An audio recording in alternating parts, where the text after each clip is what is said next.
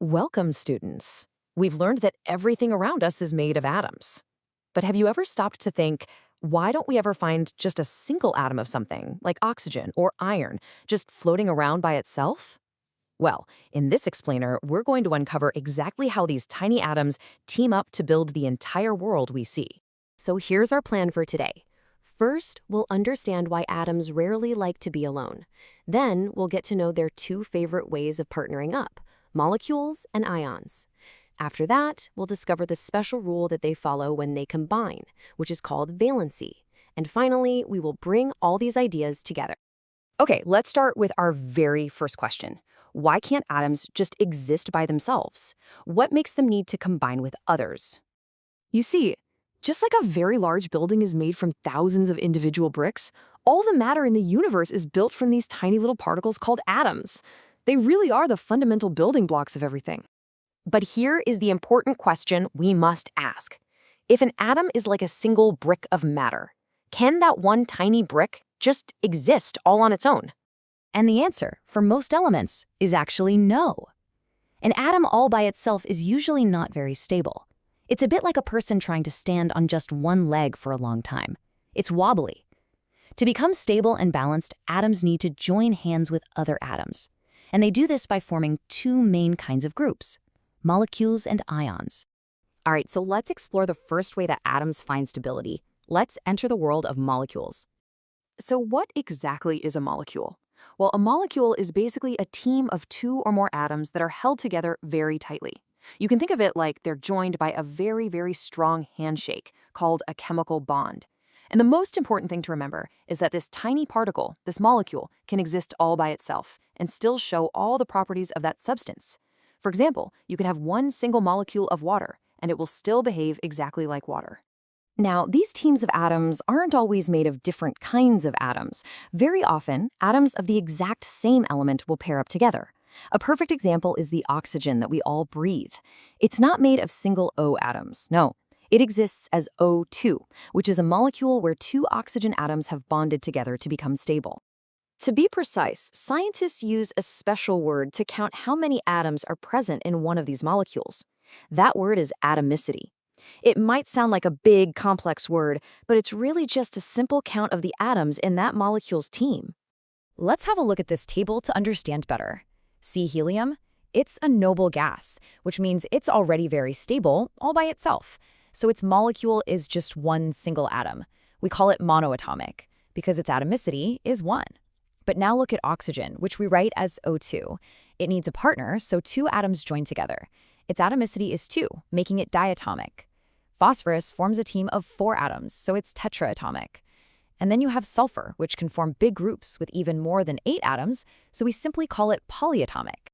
And of course, it's not just atoms of the same element. Atoms from different elements also team up, and when they do, they form what we call compounds.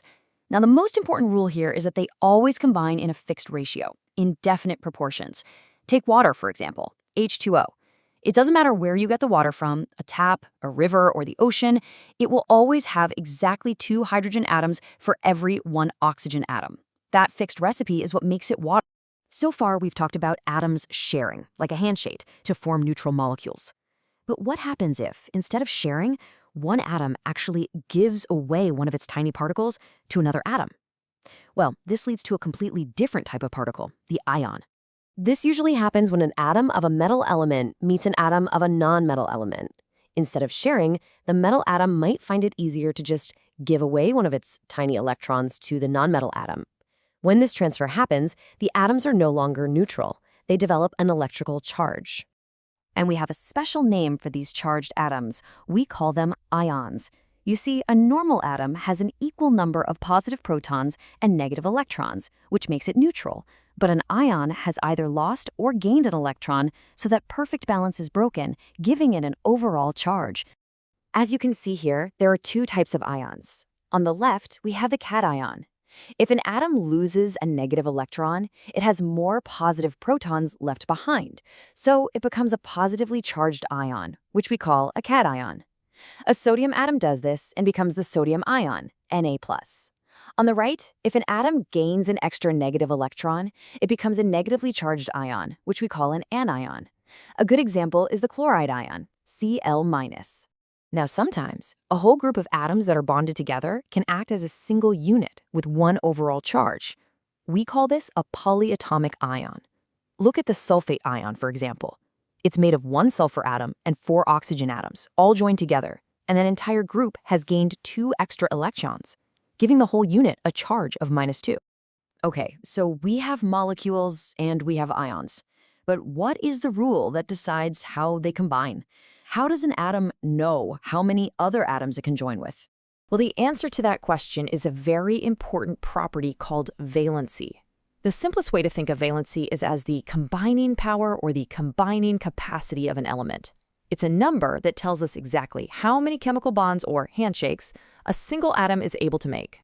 Let's use a fun analogy to make this idea really clear. Imagine that an atom's valency is like the number of arms it has. An octopus has 8 arms, right? So let's say its valency is 8. And a human has 2 arms, so its valency is 2. Now, if one octopus wants to hold hands with some humans, and every single arm must be holding a hand, how many humans can it hold? That's right, 4. 2 arms from each of the 4 humans will lock perfectly with the octopus's 8 arms. This is exactly how valency works to decide the formula of a compound. All right, now that we've understood molecules, ions, and valency, let's bring it all together and clear up one very common point of confusion for students. Many students get confused between the words atomosity and valency. They sound a little similar, but it is very important to remember that they describe 2 completely different things. Let's use our oxygen example to break this down. On the left, we have atomicity. Atomicity answers the question, how many atoms are there in this finished molecule? The oxygen molecule is O2, so its atomicity is 2. It is simply a count.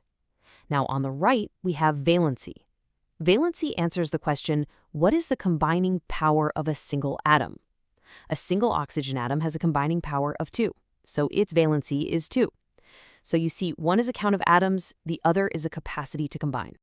So, to summarize our lesson today, let's remember these key points. First, atoms are social creatures. They very rarely exist alone. Second, they team up to become stable by forming either neutral molecules or charged ions. And finally, the master rule that governs how they combine is valency, which is an atom's unique combining power. Understanding these concepts, molecules, ions, and especially valency, is the key that will unlock our next topic.